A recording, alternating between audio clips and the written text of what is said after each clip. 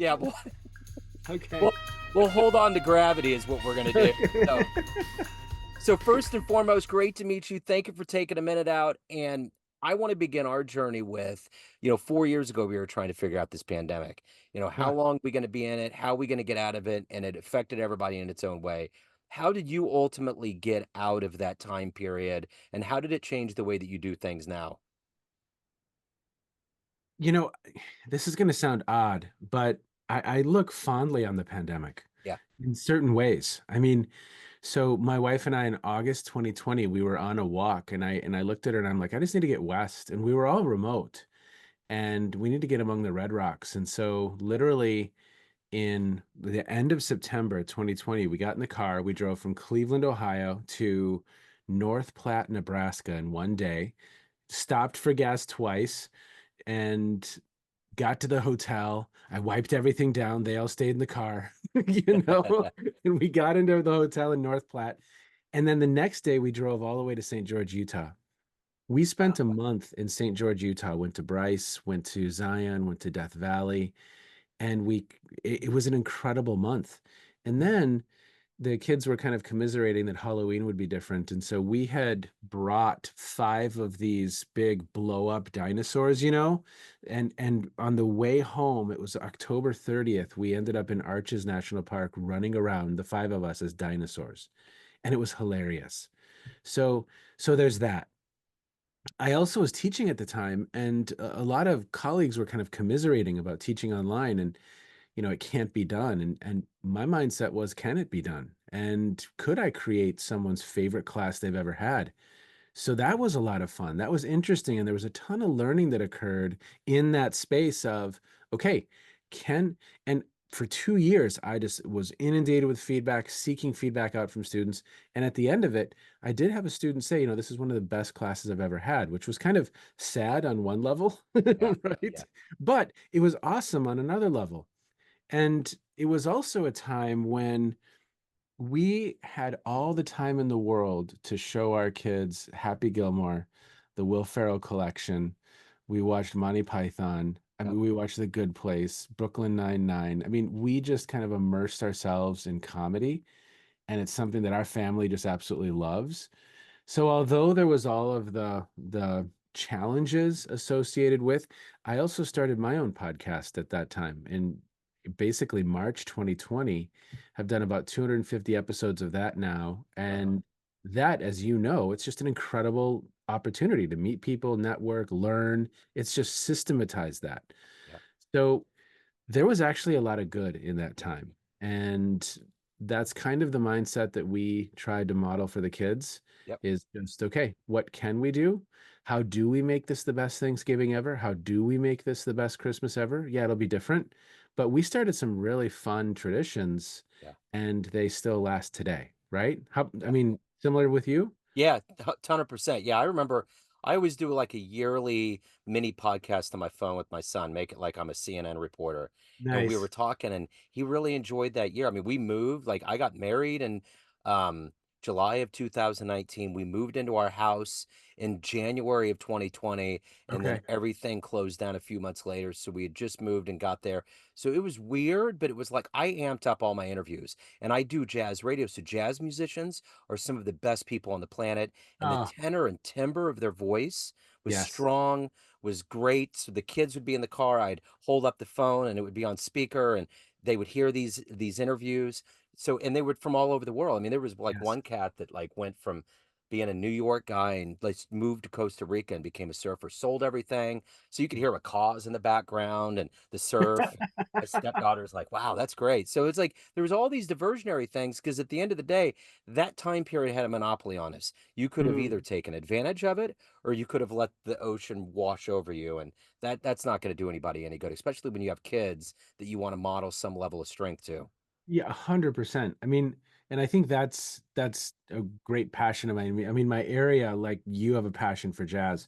I need to run one band by you to see Yeah. if you. I've never met someone who knows this band before, but I'll do that in a second. Yeah. But yeah, I think leadership is my passion, and so much of leadership, at least I think it begins in the home, and what we're modeling. Are we modeling curiosity? Are we modeling a sense of humor? Are we modeling healthy boundaries in relationships? Are we modeling, do they see my wife and I constructively dialogue?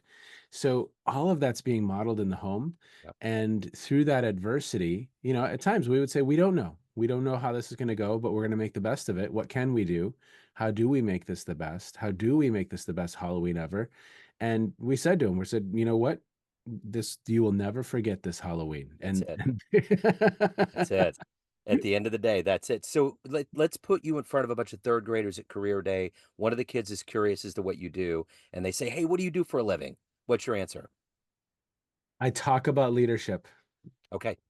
That's ultimately what I do is I talk with whether it could be seventh graders and sixth graders or it could be C-level executives and any kind of group in between there and even younger is a lot of fun because you kind of really start to understand like you can say to a third grader what does it mean to be the leader and they have really interesting perspectives about it how they're kind of beginning to construct that concept. But yeah, I talk about leadership and I have an endless well for the conversation because we all know what it feels like to work for someone who is a great boss. And we know what it feels like to work for someone who really struggles to do that well. Similar to parenting, right? You know, some people were given the gift of incredible parents who just made it look easy. And you know what? My dad is my hero type thing. Others, it was a struggle. It was a challenge. And those people, or same thing with coaches, teachers, and so anyone who's in a position of authority, how does that individual do that work well? And how do we better prepare people to do that work well? Yeah. So that, you know, when someone comes across you, they're like, wow, he was incredible. She was an awesome leader. I would go work for her again in a heartbeat.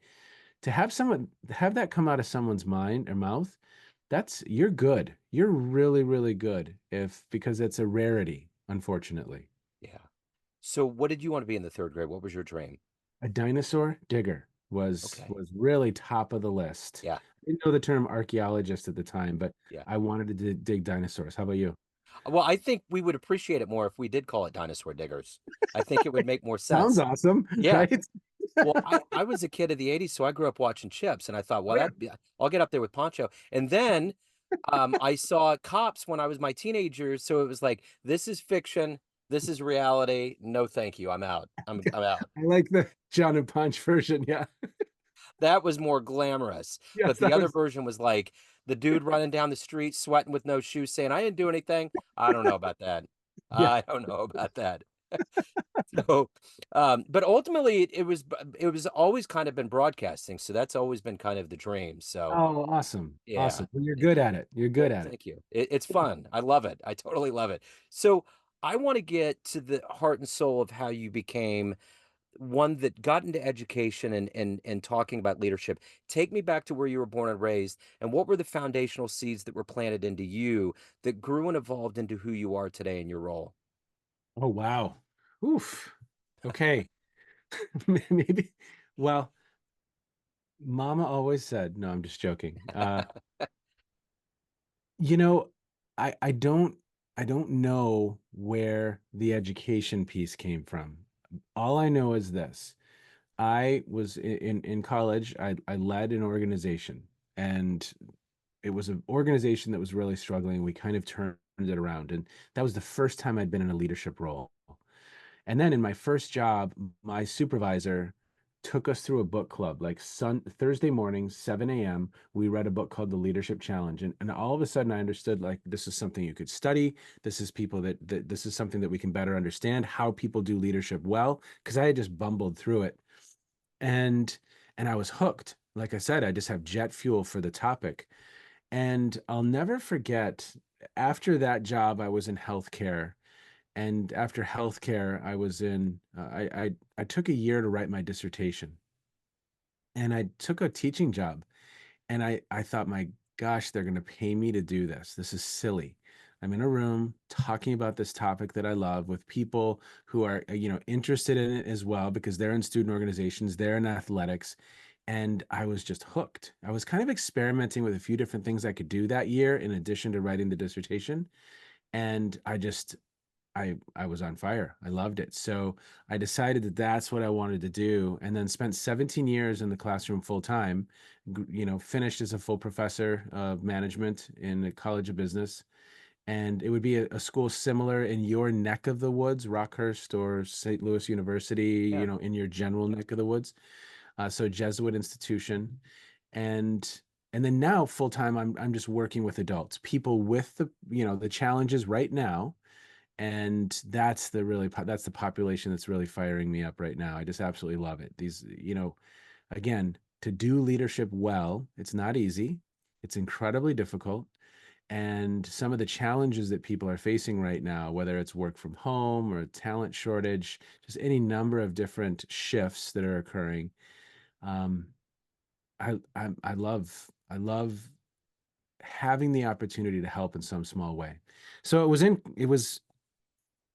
was in college that I kind of experienced it for the first time. It was in my first job that I understood this is something you could do and study. And then I took off. Wow, I could talk about this and learn about this as a career. Yes, I'm in. Let's go. So who's been a hero for you? A hero of mine. I'm often asked, like, who's a great leader that you look up to? And of course there's a lot of individuals, and there's a lot of individuals that were super strong in a lot of ways, but then maybe had one or two great fatal flaws, so to speak. But one that always comes I come back to as someone who's super interesting to me is John Wooden. Yeah. Um, Basketball coach at UCLA for years and years and years. And here you have an individual with insanely high standards, very, in some ways you could kind of perceive him as a little bit rigid in his ways, and got incredible kind of production out of his teams. His teams always knew that he cared about them as individuals, and he was incredibly successful. I mean, just created a dynasty at UCLA for almost a decade, more than a decade. And so that's an individual that I always kind of come back to as just someone that I would hold up there. How about you? Who's someone that comes to mind for you? Oh man, I met my hero last year around this time. Kind of getting nostalgic about it. When I was a kid, I loved Dwight Gooden. He was Okay. my pitcher. He was the baseball card. He was the guy. My room was adorned with it. So I found this opening last year that he was coming to Kansas City to the Negro Leagues Baseball Museum, and they have this thing called Hall of Game, and they induct people in. So he's coming to town. I get press credentials, and here he is walking in the room. Bob Kendrick's leading him in the room, and I'm like, wait, wait, wait. He, he must have felt it. I don't know what happened, but he just kind of walks up, and he's like, "Hi, I'm Dwight Gooden." I'm like, "Hi, my name's Joe," and we shook hands. And afterwards, I went up and I interviewed him. My wife, I had her watch this show called. It was about the '86 Mets, which I was just addicted to. I love that team, and Yeah. she watched the whole thing. So that Christmas, she bought me Doc's bio and a jersey signed by him. So it was in the brain. So I read the Yeah. book and interviewed him, and it's like they say don't meet your heroes. Doc was the coolest cat. Absolutely, I Uh, loved him. So to meet him, anyway. So I'm kind of getting off track and bespeckled, but I'm curious for you having a podcast and being in this position of admiring people that not only are good leaders but have a high moral fortitude, great integrity. If there's one person alive on the planet right now that you could either interview or hang out with and see them work, who would that be? wow, that's a great question. Okay, is there a person on the planet? I would want to watch Warren Buffett move through the day. Yeah, That would be interesting. That yeah. would be super fascinating too, because again, there's a little bit of a Wooden-esque element to kind of, at times we tend to lionize and idolize some of these individuals that are kind of that lone wolf maverick. And then there's these, in the city of Cleveland where I am, there was a gentleman named Chris Connor who just grew Sherwin-Williams in this beautiful way and really got incredible results, and everyone really, really admired him. And so, a friend of mine has a TED Talk right now, and you can look it up on YouTube. But and basically the tagline is "Good leadership is boring." It's not necessarily about being the star and in the spotlight. It's about quietly knocking through it. And I mean, obviously, Buffett has been in the spotlight, but I don't think it was because he was seeking it out. If you watch the biography on him on HBO Max, I mean, it's just a fascinating story. of an individual who has had an incredible work ethic over years, but working at the highest levels, I mean, the highest level, and doing so with a sense of grace. I also think of a gentleman named Ray Dalio in that way, although he's a little more intense with like super into feedback and stuff like that. But again, working at some of the highest levels and doing it with a sense of grace. Yeah. Just it's not rough and tumble. It's not in your face. It's not abrasive. I don't need to be a jerk. I'm going to have really high standards. I'm going to hold you to those high standards. And I'm also going to be someone who you believe cares about you as a person, wants you to be successful, but I have high expectations of you. Right. I mean, that's a great parent. You can go down the list again. A great teacher. It's a great coach. Yep. Um, so they balance those two things well, process and people, right? Yeah. Like we're going to get results, we're going to knock it out of the park, but I care about you. I want you to be successful, but I'm going to expect a lot from you. Yeah. I always have this Norman Rockwell vision of Buffett like hanging out with him for a day and him going through the drive-through at McDonald's and you just kind of Yes.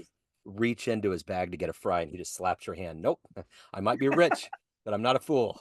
Something like that. Like, Just some golden doesn't he get an thing. egg McMuffin every day or something like that? That's Yeah. it. He's driving in the drive-through in Omaha. And you know they're all getting giddy, sitting there like, man, the dude's coming in. The guy that can own every parcel in this country is going to come in and get a McMuffin. So good Yeah. for him. Yeah.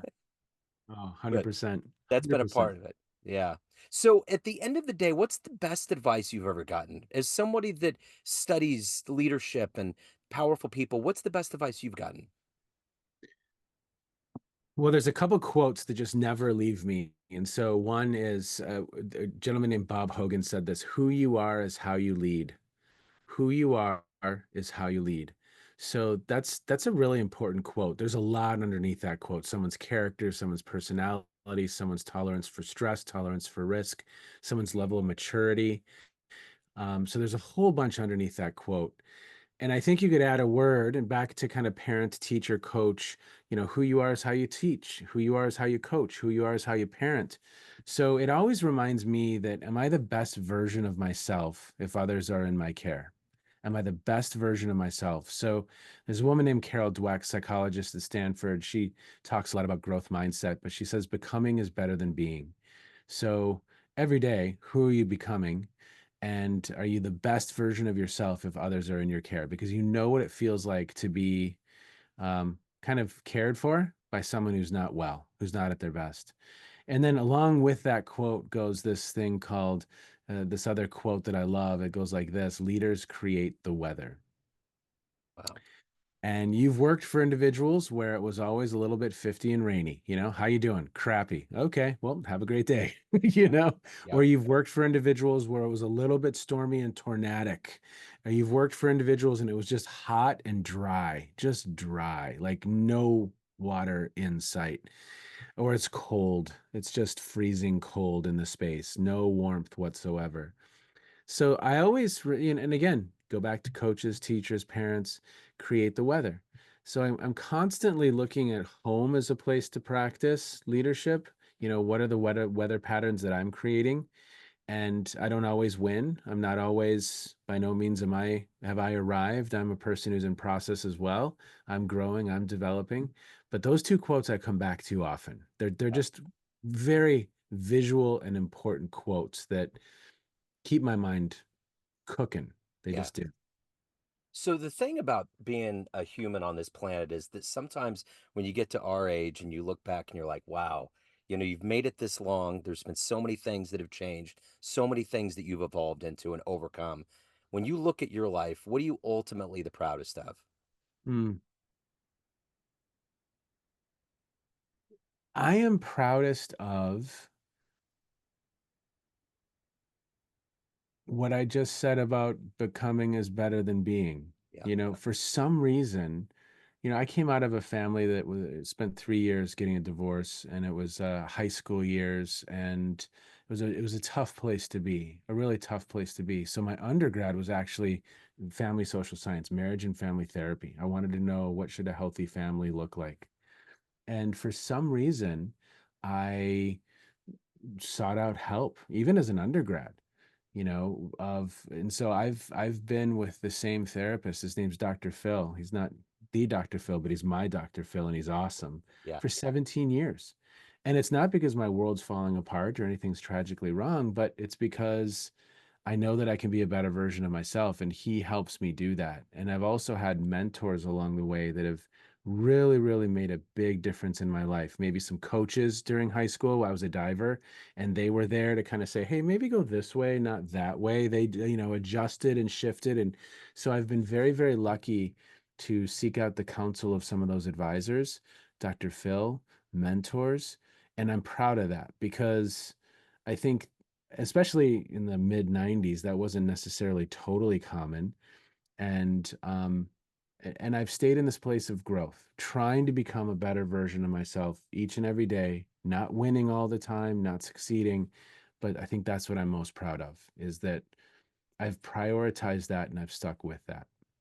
So if you could, we get off this call, time machine pulls up, you could go back in time and see one game or one concert or one of each. Where are you going?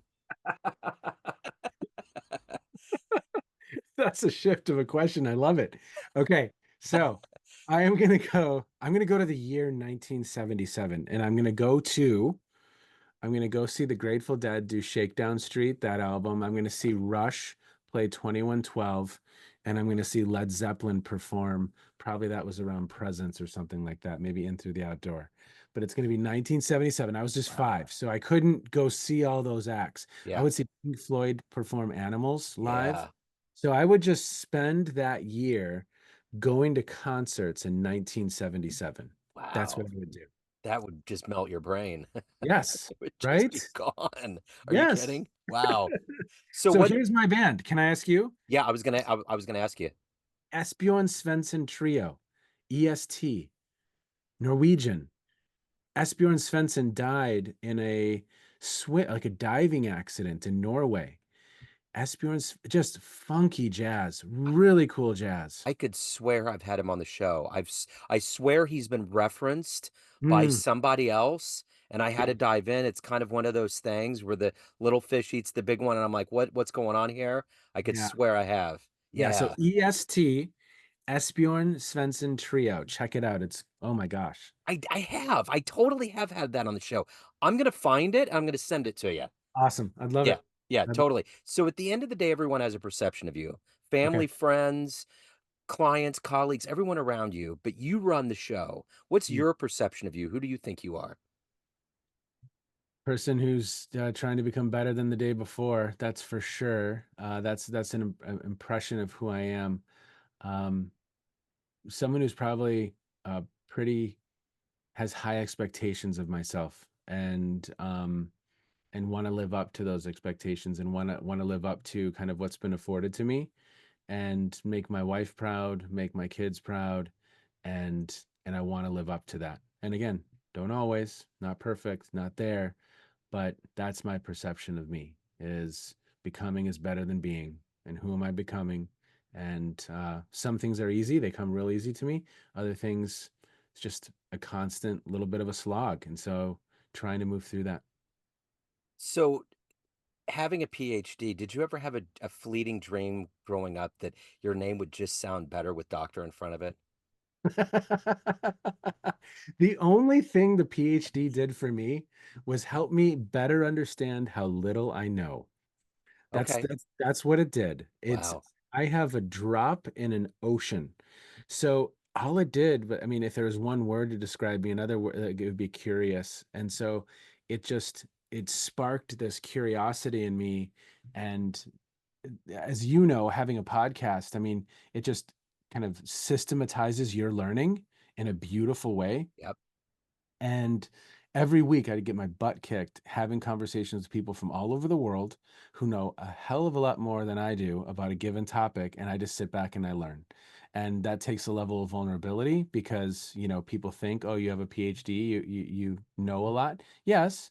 And that a lot is very little. You know what does that for me is Yeah. Carl Sagan's Cosmos, when they did that show and they showed all the epochs of time, I'm like, "Oh my God, dude. Yes. I'm not even a grain of sand. I'm like Exactly. I'm like a molecule inside of a grain of sand in an ocean that no one's gonna find." It's I crazy. watched this afternoon. I watched a documentary about Ceres, Ceres, which is a planetoid in the asteroid belt.